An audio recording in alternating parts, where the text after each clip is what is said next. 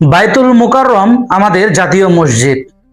1959 সালে বিশিষ্ট শিল্পপতি লতিফ বাওয়ানি ও তার ভাতিজা এই মসজিদ নির্মাণের পদক্ষেপ নেন। 99 ফিট উচ্চতার 8 তলা বিশিষ্ট এ মসজিদটির স্থাপনা অত্যন্ত দৃষ্টিনন্দন। বাইতুল মুকাররম মসজিদ কাবার আদলে গড়া। প্রায় 40,000 মুসল্লি ধারণ ক্ষমতায় এটি বিশ্বের 10ম বৃহত্তম মসজিদ। পুরান ও নতুন ঢাকার মিলন স্থলে 8.30 একর জায়গাতে এই মসজিদটি প্রতিষ্ঠিত। মসজিদের অবস্থানে পূর্বে পল্টন পুকুর নামে একটি বড় পুকুর ছিল।